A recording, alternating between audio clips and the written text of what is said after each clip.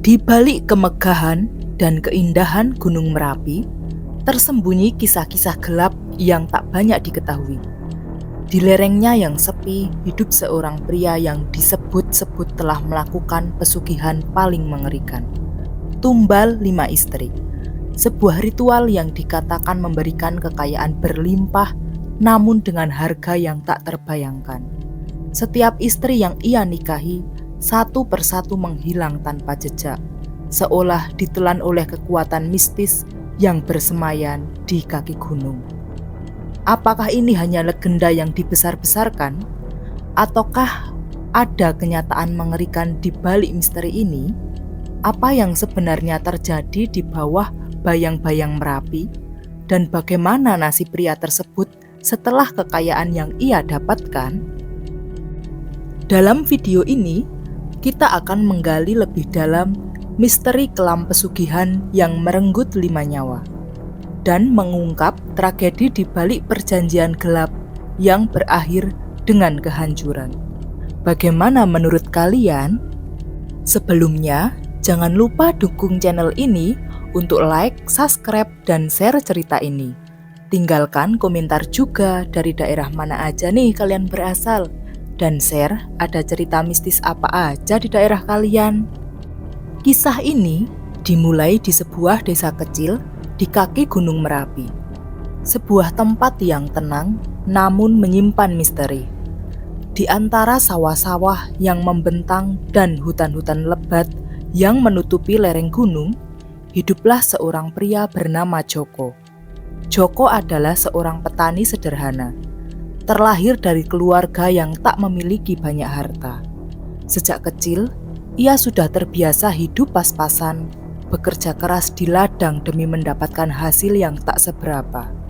Ia hidup di rumah kecil bersama ibunya, dan sejak ayahnya meninggal, seluruh tanggung jawab keluarga ada di pundaknya.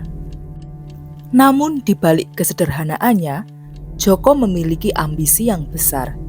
Ia ingin lebih dari sekedar hidup dari hari ke hari. Ia ingin merasakan apa yang dirasakan oleh orang-orang kaya di kota. Makanan lezat, rumah megah, dan kekuasaan.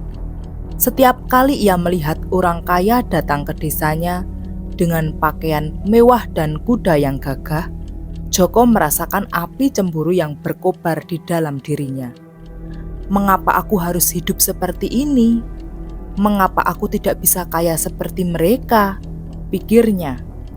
Suatu malam, ketika Joko sedang duduk di depan rumahnya, merenungkan nasibnya, datanglah seorang pria tua. Pria tua ini adalah orang asing yang jarang dilihat di desa. Penampilannya tak mencolok, dengan pakaian lusuh dan tubuh yang tampak lelah. Namun ada sesuatu yang aneh dari sorot matanya, seolah-olah dia tahu lebih banyak daripada yang terlihat. Pria itu mendekati Joko, duduk di sebelahnya, dan tanpa basa-basi mulai berbicara. "Anak muda, aku tahu apa yang ada di pikiranmu.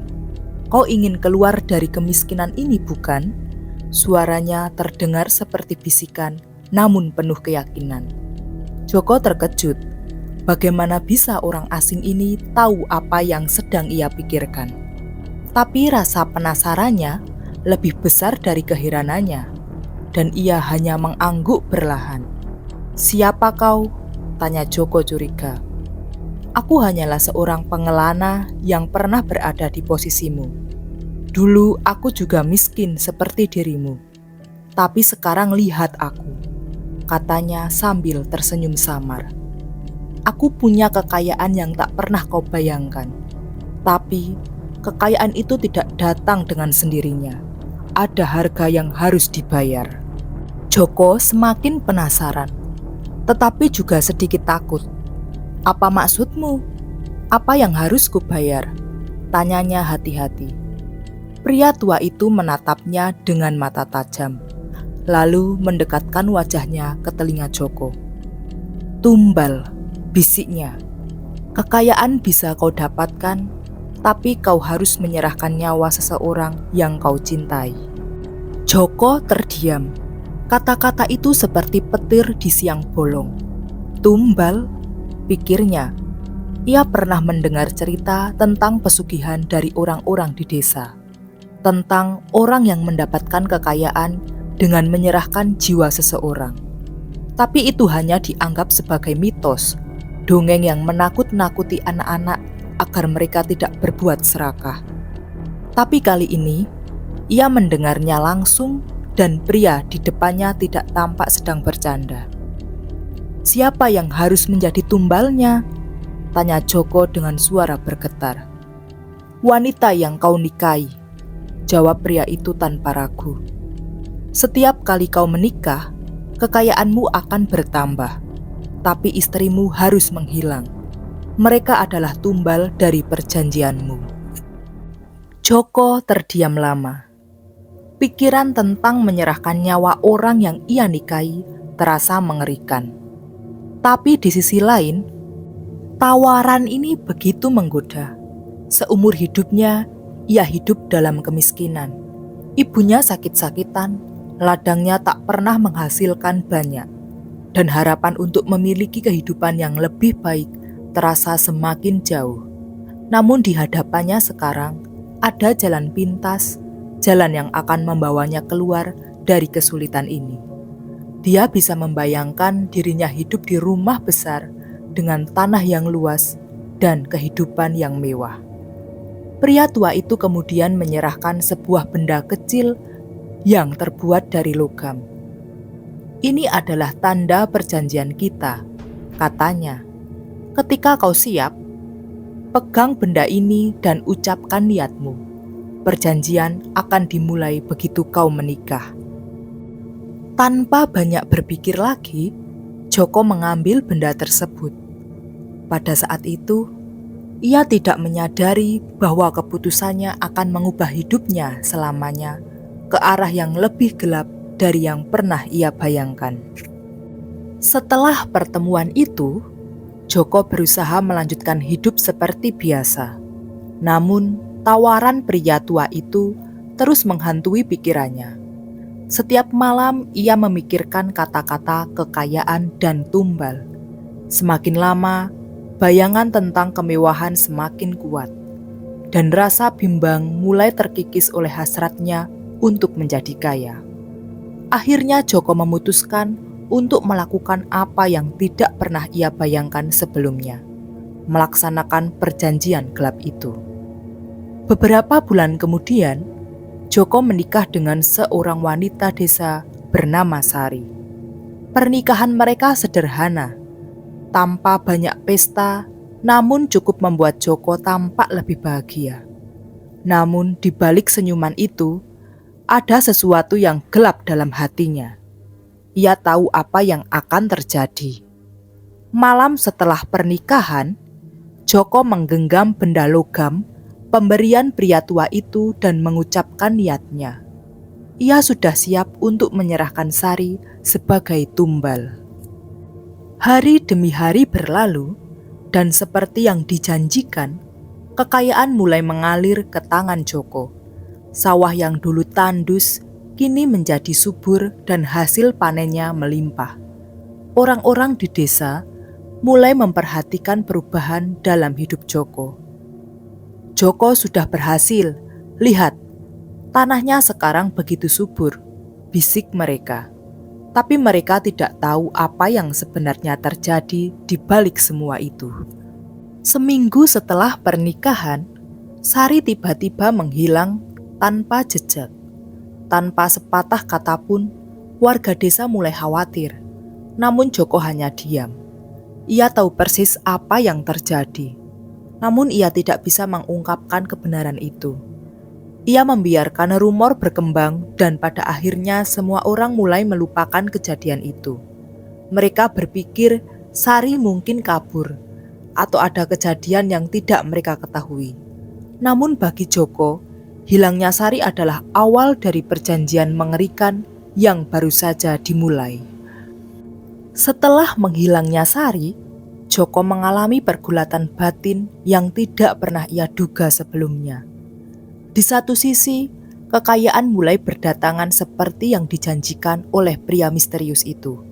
Sawahnya yang dulu kering dan tandus kini berubah menjadi lahan yang subur dan menghasilkan panen melimpah. Orang-orang desa yang tadinya hanya melihat Joko sebagai petani biasa, kini mulai mengaguminya. Mereka takjub dengan perubahan drastis dalam hidupnya. Namun di sisi lain, hati Joko terasa hampa. Rumahnya terasa sepi tanpa kehadiran Sari, wanita yang seharusnya menjadi pendamping hidupnya. Di malam-malam yang sunyi, ketika ia duduk di beranda rumah mewahnya, bayangan Sari terus menghantui pikirannya. Setiap suara angin yang berhembus membawa bisikan, seolah memanggil namanya. Seakan-akan Sari sedang menuntut keadilan. Apakah ini benar-benar layak? Pikir Joko dalam diam. Kekayaan yang ia dapatkan memang mewah, tapi ada sesuatu yang hilang. Sesuatu yang tak bisa dibeli dengan harta. Kadang, Joko bangun di tengah malam. Keringat dingin membasahi tubuhnya. Ia bermimpi melihat Sari berdiri di kejauhan, memanggil namanya dengan tatapan kosong. Di dalam mimpi itu, Joko berusaha mendekatinya. Namun, setiap kali ia melangkah, tanah di bawahnya runtuh, menyeretnya ke dalam kegelapan yang dalam. Joko sering terbangun dengan rasa takut yang tak bisa dijelaskan. Ia mulai merasakan kekayaan ini sebagai kutukan, bukan berkah. Tapi di saat yang bersamaan, godaan untuk terus melanjutkan perjanjian itu semakin kuat. Setiap kali ia melihat ladangnya yang subur atau mendengar pujian dari penduduk desa, ia merasa bahwa semua pengorbanannya seolah pantas. Aku sudah terlanjur terlibat, pikir Joko. Tidak ada jalan mundur lagi. Kekayaan ini adalah balasan atas penderitaan yang telah kuterima seumur hidup. Beberapa bulan setelah kehilangan Sari, Joko mulai membangun kehidupan baru. Ia memperluas lahan pertaniannya, membeli ternak, dan membangun rumah yang lebih besar. Masyarakat desa semakin terkagum-kagum dengan keberuntungannya. Mereka sering datang ke rumah Joko, meminta nasihat tentang cara bertani yang lebih baik atau sekedar ingin berbincang-bincang. Joko yang dulunya tak pernah dipandang, kini menjadi pusat perhatian. Ia mulai merasakan bagaimana rasanya dihormati dan dianggap penting. Namun di balik semua pujian dan kekaguman itu, ada godaan yang semakin kuat. Joko merasa dengan kekayaan yang ia miliki sekarang, ia membutuhkan seorang istri baru. Bukan hanya untuk menemaninya, tetapi juga untuk menjaga citranya di mata masyarakat. Lagi pula, ia merasa rumahnya terlalu sepi dan besar untuk dihuni sendiri. Keinginan itu semakin menguat ketika seorang wanita dari desa sebelah bernama Dewi mulai mendekatinya. Dewi adalah wanita muda yang cantik, lincah, dan penuh semangat. Ia sering datang ke rumah Joko untuk membantu, menawarkan bantuan kecil seperti menyiapkan makanan atau membersihkan halaman. Joko mulai merasakan ketertarikan terhadap Dewi. Di satu sisi, hatinya masih digelayuti rasa bersalah atas hilangnya Sari. Namun di sisi lain, ia melihat Dewi sebagai kesempatan untuk melanjutkan hidup. Tapi di balik keinginannya itu, ada sesuatu yang lebih gelap yang mendorongnya. Sebuah dorongan untuk kembali melakukan perjanjian yang sama. Di dalam pikirannya, terlintas bahwa kekayaannya bisa bertambah lebih besar lagi jika ia kembali menyerahkan tumbal. Setiap kali Joko melihat Dewi tersenyum, ia merasakan godaan itu semakin kuat. Apakah aku harus melakukannya lagi? Pikirnya. Ia tahu jika ia menikahi Dewi, maka nasib yang sama seperti Sari akan menanti wanita itu. Namun di saat yang bersamaan, bayangan tentang kekayaan yang lebih besar mulai menguasai pikirannya. Aku sudah melangkah sejauh ini, gumanya dalam hati. Jika aku berhenti sekarang, semuanya akan sia-sia. Dengan berat hati, Joko akhirnya memutuskan untuk menikahi Dewi. Perasaan bersalah yang semua membebaninya mulai menghilang, tergantikan oleh ambisi yang semakin kuat. Masyarakat desa melihat pernikahan itu sebagai sesuatu yang wajar. Seorang pria sukses seperti Joko memang layak memiliki istri yang cantik dan muda. Tidak ada yang mencurigai apa yang akan terjadi berikutnya. Pernikahan mereka diadakan dengan meriah, lebih besar daripada pernikahan pertamanya dengan Sari. Joko merasa semakin mantap dengan keputusannya, meski jauh di lubuk hatinya ada suara kecil yang berteriak menentang. Beberapa malam setelah pernikahan, Joko kembali melakukan ritual yang sama. Ia menggenggam benda logam yang diberikan pria tua itu, mengucapkan niatnya dengan lirih. Ia tahu apa yang akan terjadi, dan ia telah menyiapkan dirinya untuk itu. Dewi, wanita yang kini menjadi istrinya, akan segera menjadi tumbal berikutnya. Kekayaan Joko terus bertambah. Tanahnya kini tidak hanya subur, tetapi juga menghasilkan tanaman yang luar biasa besar dan berkualitas. Ia mulai dikenal di desa-desa lain sebagai orang kaya baru, dan kekayaannya menarik perhatian para pedagang dari kota. Orang-orang mulai datang kepadanya, meminta nasihat, bahkan meminjam uang. Joko kini merasakan apa yang dulu ia impikan: kekayaan, kekuasaan, dan penghormatan.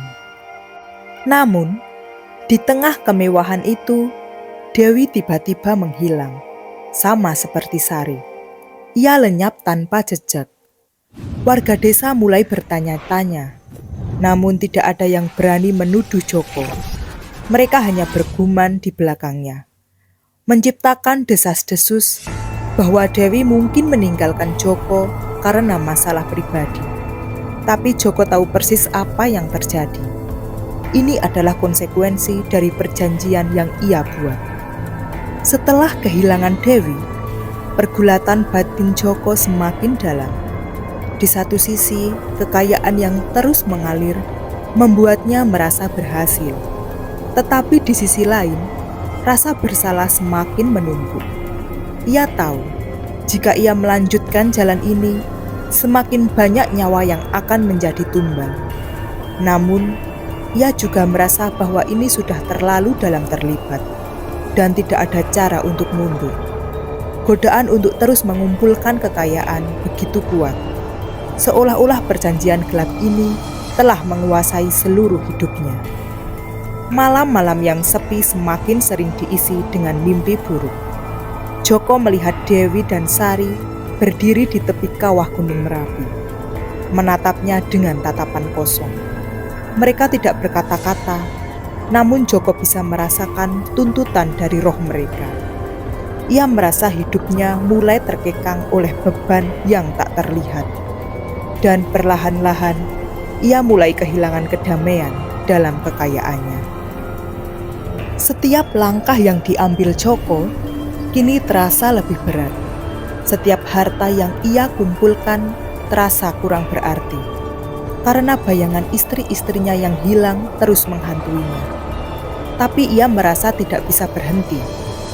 Jika aku berhenti sekarang, apa yang akan terjadi padaku? Apa yang akan dilakukan pria tua itu jika aku melanggar perjanjian? Pikirnya dengan cemas. Dengan hilangnya Dewi dan bertambahnya kekayaan, Joko mulai merasakan bahwa ia tidak lagi mengendalikan takdirnya. Ada kekuatan gelap yang membayanginya, yang semakin hari semakin kuat.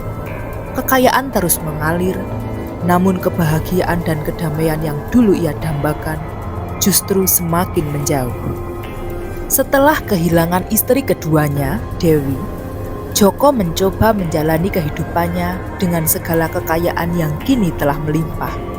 Di mata orang-orang desa, Joko adalah simbol kesuksesan dari seorang petani miskin. Ia kini telah menjadi orang terkaya di wilayahnya.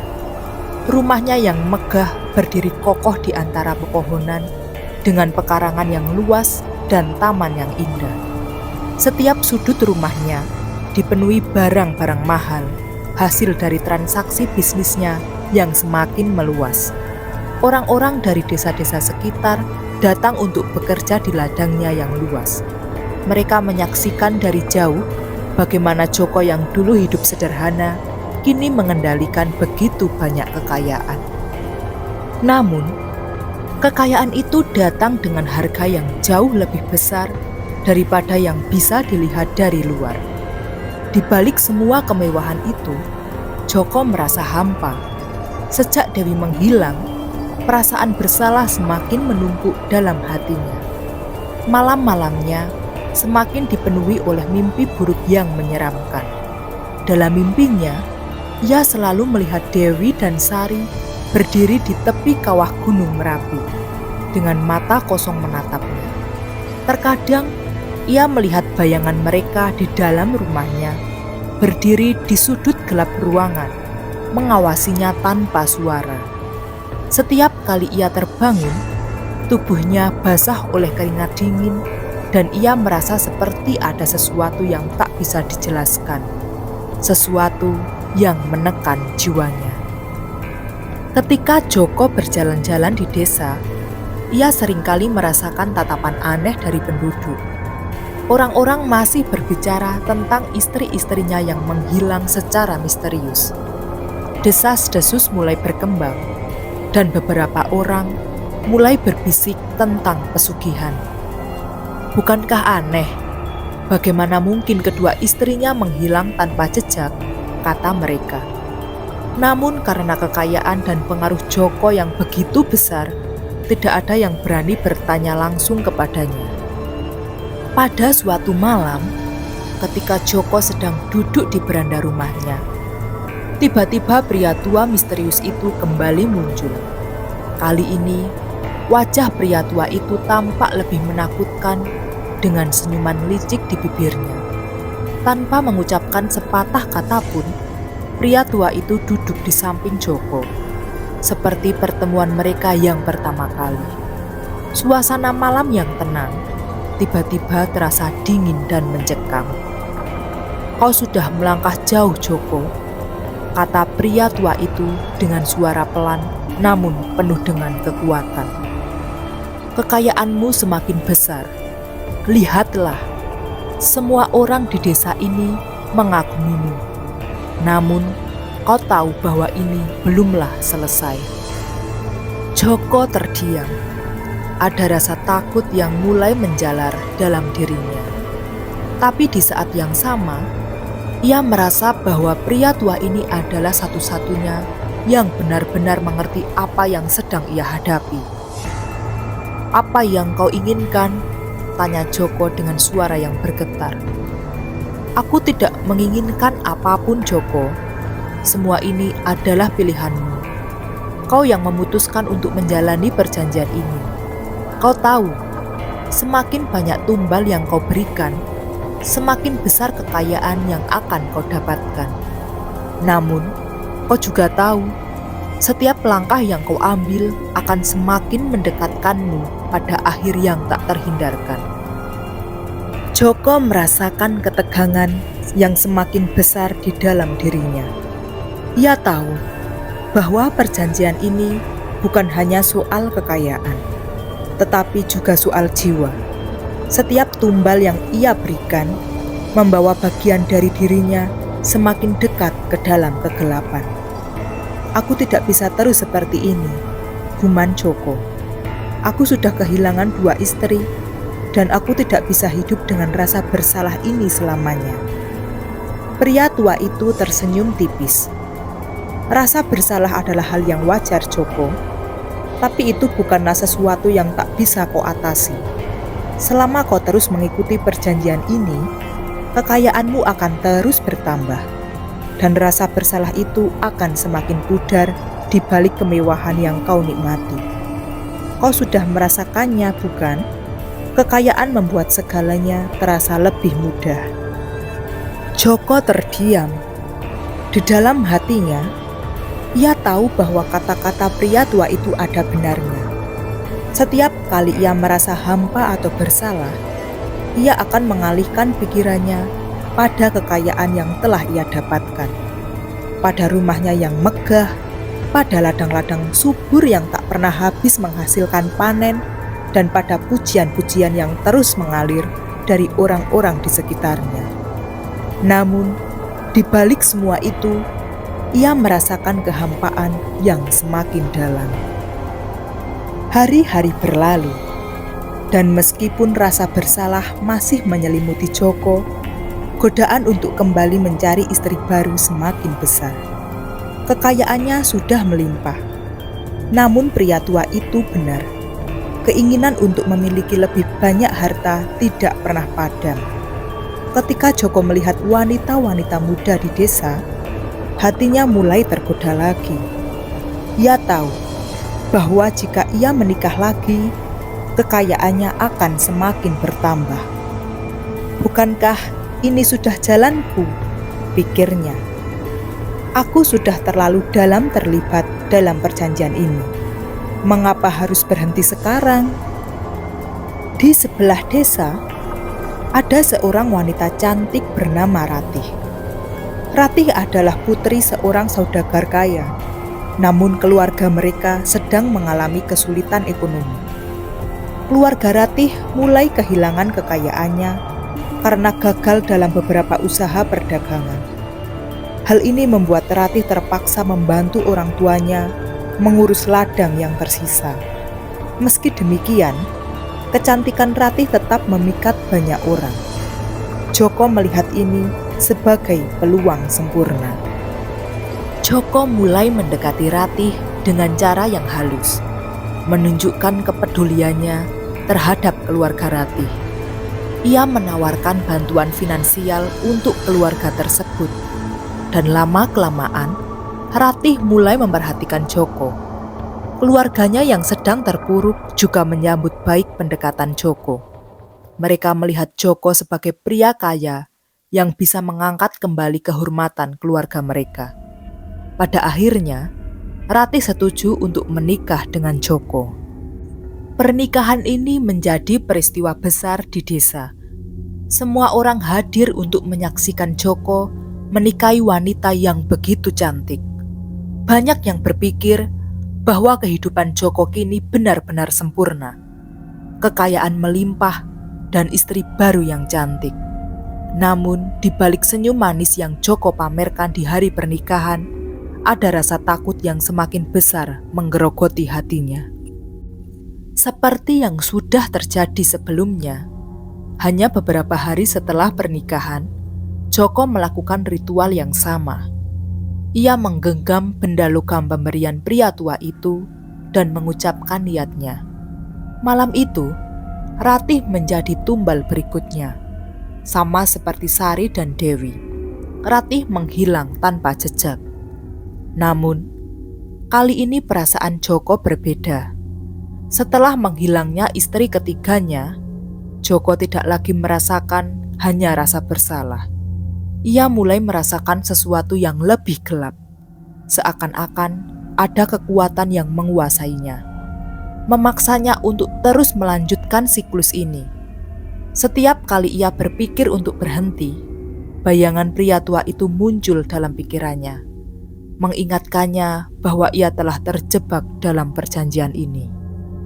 Kekayaan Joko memang semakin melimpah. Tanahnya kini membentang luas hingga ke desa-desa lain, dan ia menjadi salah satu orang paling berpengaruh di wilayah itu. Namun hidupnya semakin kosong. Ia merasa terasing dari masyarakat. Meskipun orang-orang desa masih datang dan menghormatinya, mereka tidak lagi mendekatinya seperti dulu. Ada jarak yang tak terlihat, sebuah dinding yang terbentuk antara Joko dan dunia di sekitarnya. Suatu malam, Joko bermimpi lagi tentang Sari, Dewi, dan Ratih. Kali ini, ketiganya tidak hanya berdiri di tepi kawah Gunung Merapi. Mereka mendekatinya dengan wajah yang kini tampak jelas, penuh kesedihan dan kemarahan. Joko, apa yang telah kau lakukan pada kami?" Suara mereka bergema dalam pikirannya. Joko berlari, mencoba melarikan diri dari mereka. Tetapi semakin cepat ia berlari, semakin dekat mereka mengejarnya. Ketika Joko terbangun, ia tahu bahwa waktu untuk mengambil keputusan besar semakin dekat. "Aku tidak bisa terus seperti ini," pikirnya. Namun ia tahu, jika ia mencoba melanggar perjanjian ini, konsekuensinya bisa lebih mengerikan daripada sekedar kehilangan kekayaan. Pria tua itu telah memperingatkannya sejak awal. Tidak ada jalan keluar dari perjanjian ini tanpa pengorbanan yang lebih besar. Setelah kepergian Ratih, hidup Joko berubah drastis. Kekayaan yang ia miliki semakin melimpah. Dan dengan kesuksesan yang ia genggam, hampir semua yang ia inginkan bisa didapatkan dengan mudah.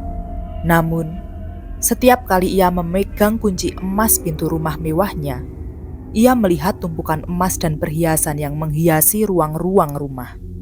Joko merasakan lubang yang semakin dalam di hatinya. Rumah ini mungkin terlihat megah dari luar, namun di dalamnya Joko hidup dalam kesunyian yang menakutkan. Tidak ada tawa, tidak ada suara langkah kaki, tidak ada kehangatan keluarga, hanya harta yang dingin dan bisu. Warga desa semakin sering membicarakan Joko, bukan lagi dengan kekaguman, tetapi dengan rasa curiga yang semakin besar. Desas-desus tentang hilangnya 3 istri Joko menjadi semakin kuat. Mereka tidak hanya berbicara tentang pesugihan, tetapi juga tentang kutukan yang mungkin menyelimuti rumah mewah Joko. Beberapa orang bahkan mulai menghindari Joko. Mereka takut bahwa kekayaan yang diperolehnya datang dari kekuatan gelap yang bisa merusak hidup siapapun yang terlalu dekat dengannya. Joko menyadari perubahan sikap orang-orang di sekitarnya. Namun ia tidak lagi peduli. Baginya, hubungan sosial dengan masyarakat telah menjadi sesuatu yang tak berarti. Satu-satunya yang kini memenuhi pikirannya adalah kegelisahan yang tak berujung, rasa bersalah yang semakin menggigit, rasa takut yang semakin besar, dan godaan harta yang tak pernah puas. Malam-malamnya semakin kelam, dan Joko merasa kehilangan kendali atas hidupnya sendiri. Setelah kepergian Ratih, Joko mulai merasakan perubahan aneh dalam dirinya. Di siang hari, ia berusaha untuk menjalani kehidupannya seperti biasa, mengurus ladang, mengawasi para pekerjanya, dan memastikan bisnisnya berjalan dengan baik. Namun, setiap kali ia mencoba fokus pada pekerjaannya, pikirannya selalu kembali pada istri-istrinya yang hilang. Ia membayangkan mereka berjalan di antara ladangnya. Wajah mereka penuh dengan kekecewaan dan kemarahan. Mereka tidak berbicara, tetapi tatapan mereka seolah berkata, "Kau telah mengkhianati kami, Joko." Pikiran ini mulai mengganggu Joko. Di siang hari, bahkan ketika ia sedang berbincang dengan para pekerjanya, terkadang di tengah-tengah pembicaraan, Joko tiba-tiba terdiam dan melamun, melihat ke arah yang kosong seolah ada sesuatu yang tak terlihat di sana. Para pekerjanya mulai merasa aneh dengan tingkah laku Joko. Mereka berbisik-bisik satu sama lain, tapi tidak ada yang berani menanyakannya secara langsung. Di malam hari, Joko tidak lagi bisa tidur dengan tenang. Setiap kali ia memejamkan mata, bayangan Sari, Dewi dan Ratih selalu datang menghampirinya. Dalam mimpinya, mereka muncul dengan wajah yang semakin mengerikan. Rambut mereka berantakan, kulit mereka pucat, dan mata mereka kosong. Mereka berdiri di samping tempat tidurnya, menatapnya tanpa kata-kata. Kadang-kadang, Joko merasakan tangan dingin menyentuh pundaknya. Dan saat ia terbangun dengan keringat dingin membasahi tubuhnya, Tak ada siapapun di sana. Kehidupan Joko perlahan-lahan mulai dikuasai oleh bayangan-bayangan ini. Ia semakin jarang keluar rumah, memilih untuk mengurung diri di dalam kamar besar yang mewah namun terasa dingin. Joko merasa bahwa rumah itu tidak lagi menjadi tempat perlindungan, melainkan penjara yang menjeratnya dalam kenangan kelam. Setiap sudut rumah mengingatkannya pada istri-istrinya yang telah hilang. Ia ingat Sari yang dulu berdiri di dapur menyiapkan makanan untuknya, Dewi yang selalu tersenyum ceria di halaman rumah, dan Ratih yang dengan penuh kasih merapikan tempat tidur mereka. Semua itu kini hanya menjadi bayangan yang menghantui pikirannya.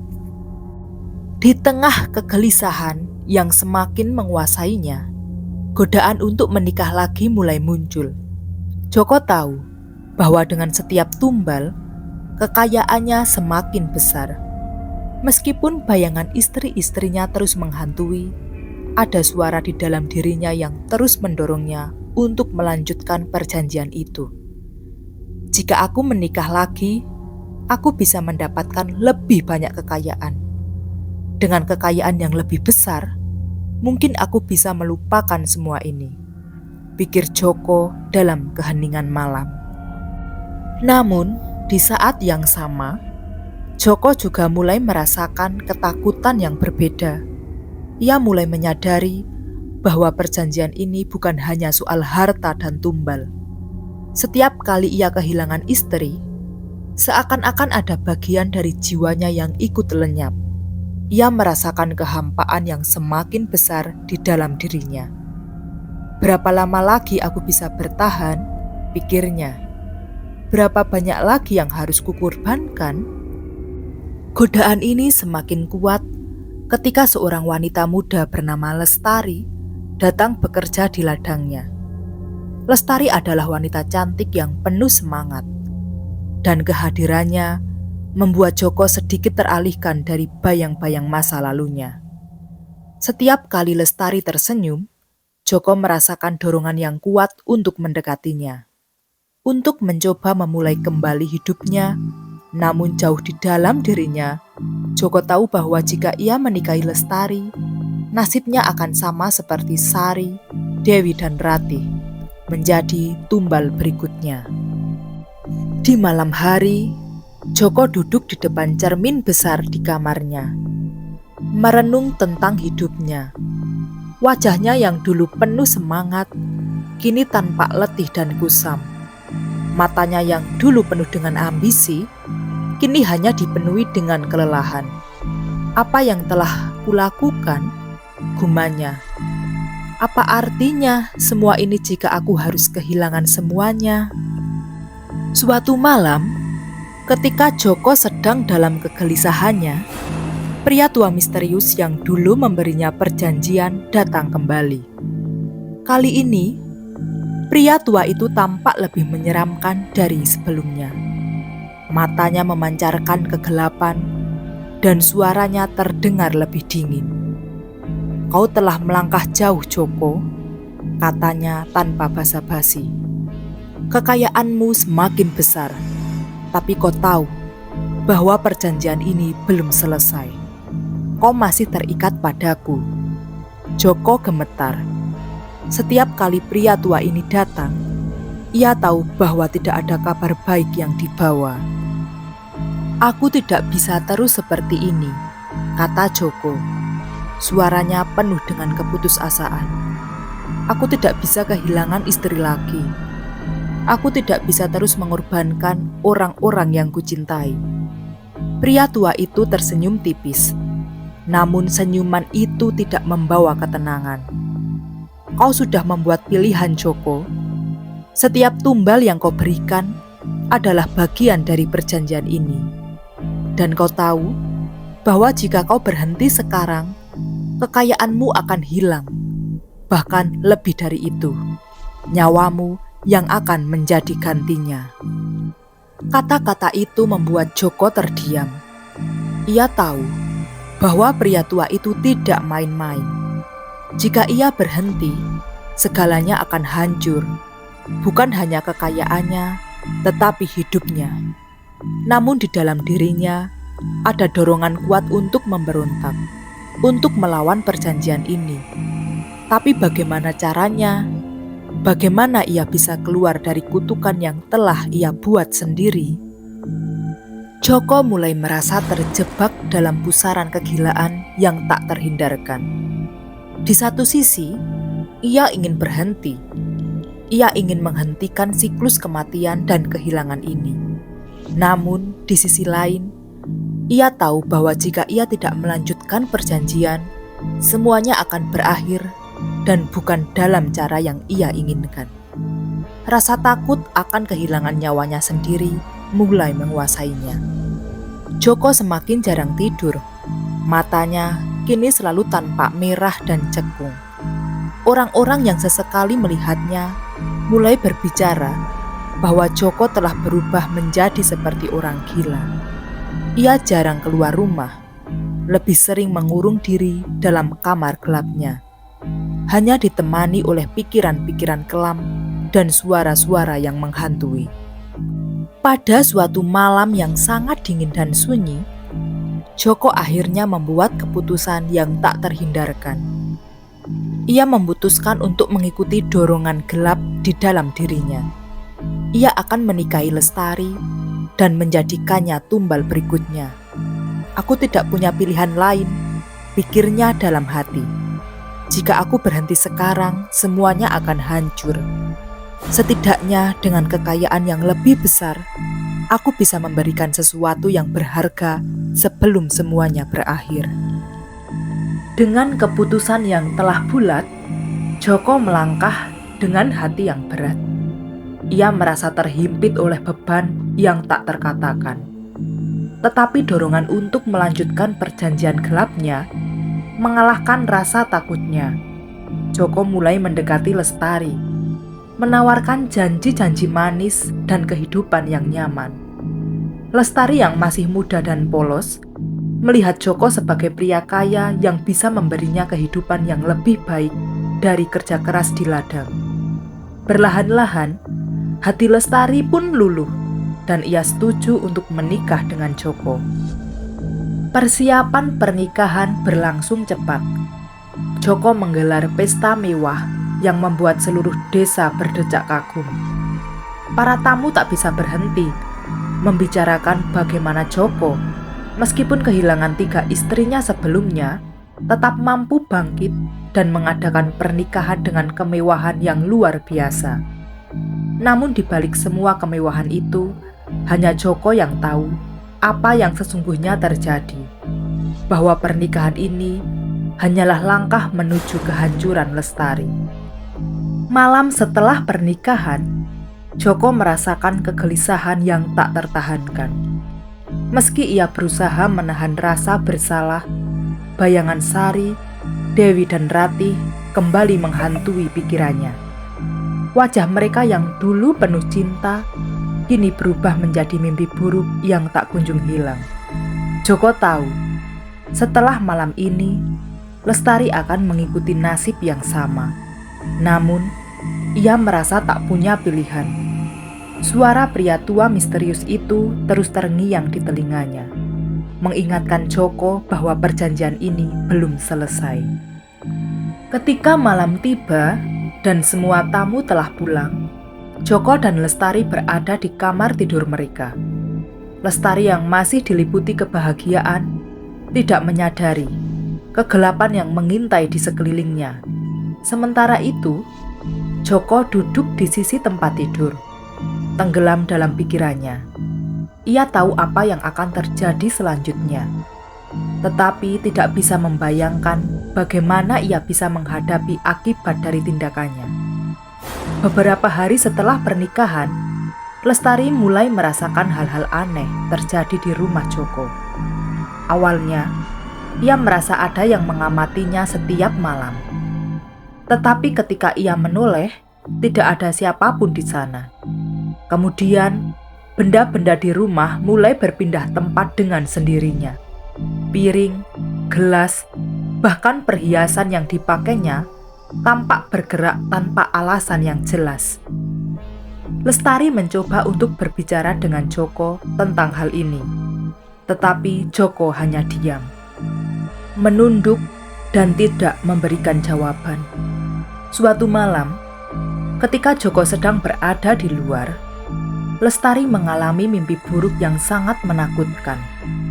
Dalam mimpinya, ia melihat seorang wanita berdiri di ujung tempat tidur mereka dengan wajah yang penuh luka dan darah. Wanita itu menatap Lestari dengan mata yang kosong, tetapi penuh dengan kebencian. Lestari terbangun dengan keringat dingin membasahi seluruh tubuhnya. Ia mencoba meyakinkan dirinya bahwa itu hanya mimpi, tetapi perasaan takut itu terus menghantuinya sepanjang hari.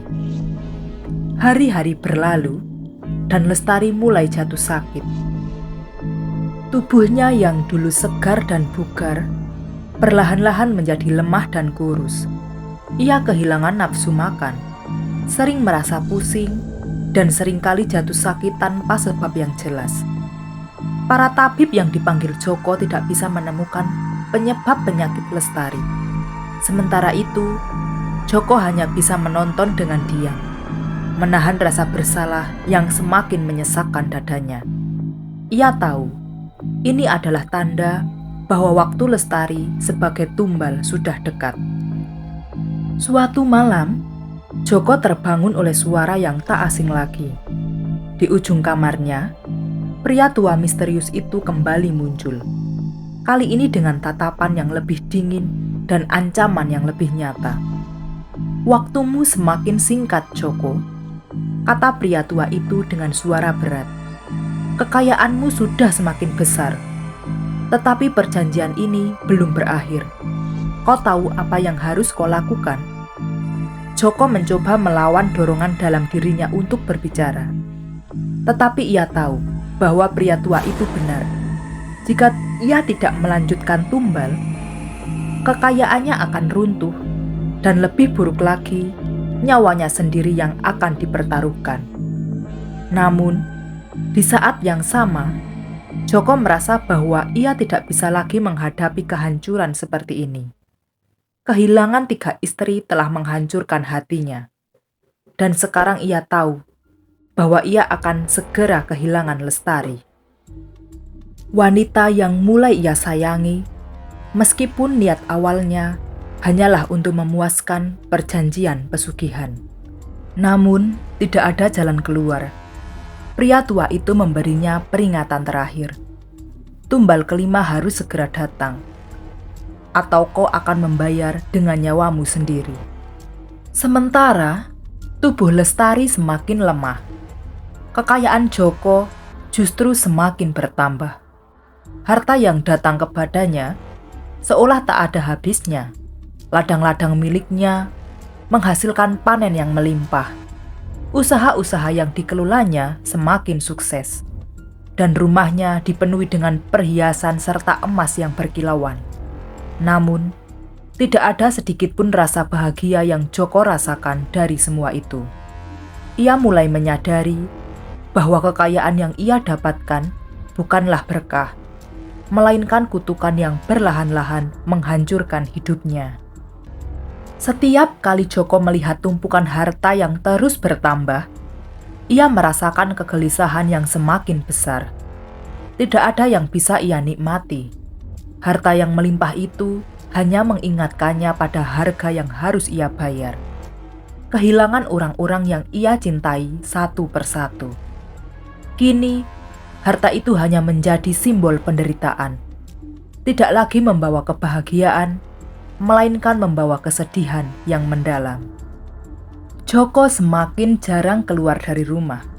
Ia mengunci dirinya di dalam kamar yang gelap, merenungkan apa yang telah ia lakukan. Di luar, desas-desus tentang dirinya semakin menguat. Warga desa mulai yakin bahwa kekayaan Joko berasal dari pesugihan. Dari perjanjian gelap yang telah merenggut nyawa istri-istrinya, namun tidak ada yang berani berbicara secara langsung kepada Joko. Mereka hanya berbisik-bisik di belakangnya, menyaksikan bagaimana pria yang dulu tampak sukses dan berkuasa kini berubah menjadi bayang-bayang dirinya sendiri. Joko mulai merasa tidak ada jalan keluar dari kutukan yang ia buat sendiri. Meskipun kekayaan semakin bertambah, ia merasa semakin terasing dan terperangkap dalam hidup yang ia jalani. Setiap malam, bayangan pria tua itu semakin kuat dalam pikirannya. Ia tahu bahwa waktu Lestari semakin dekat dan tumbal kelima harus segera diberikan. Namun, hati nuraninya yang tersisa membuatnya ragu. Haruskah ia benar-benar mengorbankan Lestari untuk mempertahankan kekayaan yang kini terasa seperti beban berat? Di tengah keputusasaannya, Joko mulai berpikir tentang cara-cara lain untuk mengakhiri perjanjian ini. Ia mencari petunjuk, menemui orang-orang yang dianggap memiliki ilmu gaib, dan berusaha mencari jalan keluar dari jeratan kutukan ini. Namun, tidak ada satupun yang bisa memberinya jawaban yang memuaskan. Semua orang mengatakan hal yang sama. Perjanjian pesugihan tidak bisa dibatalkan tanpa konsekuensi yang berat. Joko mulai terpojok. Dengan waktu yang terus berlarian menuju takdirnya yang kelam, ia menyadari bahwa mungkin tidak ada jalan keluar dari kehancuran yang telah ia pilih sejak awal. Dan kini, ia harus menghadapi pilihan terakhir, mempertahankan kekayaan dengan mengorbankan Lestari atau kehilangan semuanya, termasuk nyawanya sendiri. Dengan kekayaan yang berubah menjadi kutukan dan kehancuran yang semakin mendekat, Joko tahu bahwa akhir dari semuanya sudah sangat dekat. Hanya tinggal menunggu waktu sebelum ia harus menghadapi konsekuensi terakhir dari perjanjian gelap yang telah ia buat. Godaan harta telah membawanya pada jalan yang tak bisa ia hindari. Dan dalam hati, Joko bertanya-tanya, apakah semua ini benar-benar sepadan dengan harga yang harus ia bayar? Hari-hari terakhir bersama Lestari adalah siksaan tersendiri bagi Joko. Sambil menyaksikan istrinya yang semakin lemah dan kurus, Joko merasakan dirinya semakin tenggelam dalam lautan penyesalan yang tak berujung.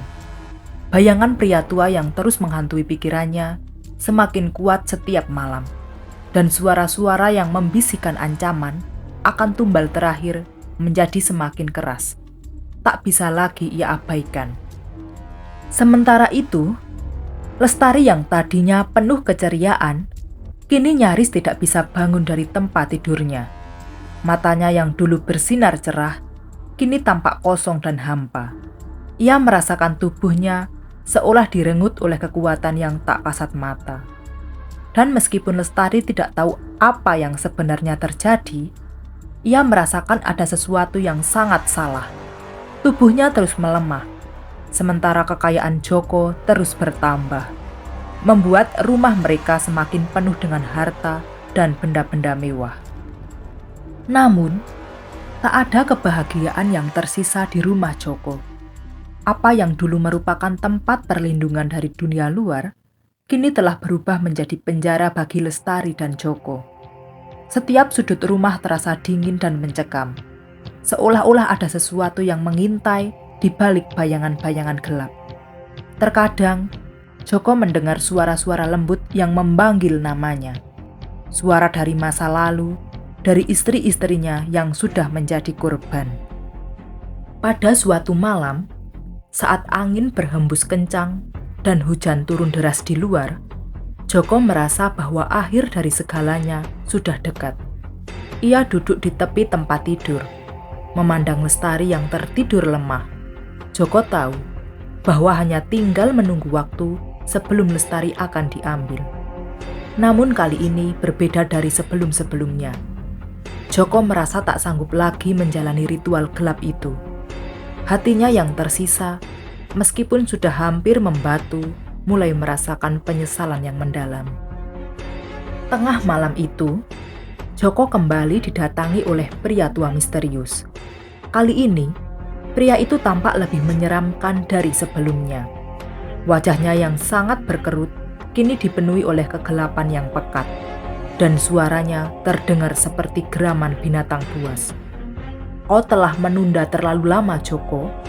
katanya dengan nada dingin. Waktumu hampir habis. Jika kau tidak segera menyerahkan tumbal terakhir, maka kau sendiri yang akan membayar harganya. Joko yang kini benar-benar terdesak mencoba untuk bernegosiasi. Tidak bisakah aku membatalkan perjanjian ini? Aku tidak ingin mengorbankan Lestari, katanya dengan suara gemetar. Namun pria tua itu hanya tertawa sinis. Tidak ada yang bisa membatalkan perjanjian ini, Joko. Kau telah memilih jalan ini, dan kau harus menyelesaikannya. Jika tidak, semua yang kau miliki akan hilang, termasuk nyawamu. Namun, sesuatu dalam diri Joko memberontak. Mungkin karena bayangan 3 istrinya yang telah meninggal, atau mungkin karena hatinya yang masih tersisa mulai bersuara. Kali ini, Joko merasa ada sesuatu yang lain, sebuah dorongan untuk melawan. Meskipun ia tahu risikonya besar. Aku tidak akan melakukannya lagi, katanya. Suaranya terdengar lebih tegas daripada sebelumnya. Pria tua itu tersenyum dingin, dan tanpa berkata-kata lagi, ia menghilang ke dalam kegelapan. Namun, Joko tahu bahwa keputusan ini akan membawa konsekuensi yang mengerikan. Pagi berikutnya, Lestari tidak bangun dari tidurnya. Tubuhnya yang lemah dan kurus kini terbaring tanpa nyawa di tempat tidur. Joko duduk di sebelahnya, merasakan campuran antara kesedihan, penyesalan, dan ketakutan. Ia tahu, dengan penolakan untuk menyerahkan tumbal terakhir, ia telah melanggar perjanjian, dan sekarang hukuman untuk itu akan segera datang. Setelah kematian Lestari, istri keempatnya, Joko semakin merasa bahwa dirinya tidak bisa melarikan diri dari perjanjian gelap yang telah ia buat. Meski rasa bersalah menghantuinya, setiap malam ia tahu bahwa pria tua itu akan kembali menuntut tumbal terakhir. Perjanjian pesugihan yang dia buat tidak bisa diakhiri begitu saja. Masih ada satu tumbal yang harus diserahkan, yakni istri kelima. Setelah beberapa bulan berkabung dan merasa terpojok, Joko memutuskan untuk mencari calon istri baru. Tekanan untuk memenuhi perjanjian semakin besar. Kehidupan Joko yang mewah dan kekayaannya yang melimpah mulai tampak sebagai kutukan, bukan berkah. Setiap harta yang diterimanya membawa rasa sakit yang lebih dalam, tetapi ia merasa terjebak dan tidak bisa membalikan keadaan. Pada akhirnya, Joko memilih seorang wanita muda bernama Rahayu untuk dijadikan istri kelimanya. Rahayu adalah gadis desa yang lembut dan sederhana. Ia sama sekali tidak mengetahui apa yang terjadi pada istri-istri Joko sebelumnya, karena Joko menjaga rahasia kelamnya dengan sangat baik. Dengan pesona kekayaan dan janji kehidupan yang mewah, Joko berhasil membuat Rahayu jatuh cinta dan bersedia menikah dengannya. Pernikahan Joko dan Rahayu diadakan dengan megah, lebih besar dari pernikahan-pernikahan sebelumnya. Meskipun sudah menjadi pembicaraan di desa bahwa istri-istri Joko sebelumnya meninggal dalam keadaan misterius, tidak ada yang bisa mengonfirmasi kebenarannya. Rahayu yang dibutakan oleh cinta dan kekagumannya pada kehidupan mewah yang ditawarkan Joko tidak pernah meragukan pria yang kini menjadi suaminya. Namun, dalam hati Joko, kegelisahan dan rasa takut semakin tumbuh. Malam pertama setelah pernikahan, saat ia duduk di samping Rahayu yang tidur lelap, Joko merasakan perasaan mencekam yang belum pernah ia rasakan sebelumnya. Ia tahu bahwa Rahayu adalah tumbal terakhir yang harus diberikan. Tetapi kali ini, beban rasa bersalahnya jauh lebih berat. 4 nyawa telah melayang karena keserakahannya, dan kini ia harus mengorbankan satu lagi. Setiap malam setelah pernikahan, Joko dihantui oleh mimpi buruk yang semakin nyata. Bayangan pria tua itu kembali muncul, semakin menuntut tumbal yang sudah terlambat diberikan. Wajah-wajah istri sebelumnya muncul dalam mimpinya. Sari, Dewi, Ratih, dan Lestari. Mereka semua memandangnya dengan tatapan penuh amarah dan kebencian. Joko tidak bisa tidur, tidak bisa makan, dan semakin tenggelam dalam keputusasaannya. Sementara itu, Rahayu mulai merasakan perubahan aneh dalam dirinya. Tak lama setelah menikah, tubuhnya mulai merasakan kelelahan yang tak bisa dijelaskan. Wajahnya yang ceria mulai berubah muram, dan tubuhnya yang sehat perlahan-lahan melemah. Ia seringkali merasa pusing dan lemah, seolah-olah ada sesuatu yang menarik energinya. Namun, Rahayu tidak pernah menyangka bahwa ada kekuatan gelap yang tengah bekerja di sekitarnya. Joko di sisi lain berada dalam pergulatan batin yang hebat. Kali ini, rasa bersalahnya terasa terlalu berat untuk ia tanggung. Setiap kali ia memandang Rahayu, ia melihat seorang wanita yang tak bersalah, seperti istri-istrinya sebelumnya. Namun, Joko juga tahu bahwa ia tidak punya banyak pilihan.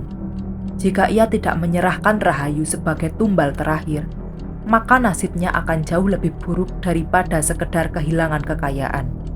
Ia sendiri akan terjebak dalam kutukan yang lebih mengerikan. Tetapi dalam hati kecilnya, Joko mulai merasakan bahwa mungkin inilah akhir dari segalanya. Kehidupannya sudah terlanjur hancur, dan tidak ada jalan kembali. Godaan harta yang telah membuatnya terperangkap dalam lingkaran ini mulai terasa hambar. Dan bahkan kekayaan yang terus bertambah tidak lagi memberinya kebahagiaan. Ia telah kehilangan segalanya, kepercayaan, cinta, dan bahkan kemanusiaannya sendiri. Suatu malam, saat Joko duduk termenung di ruang tamu yang gelap, pria tua itu kembali muncul.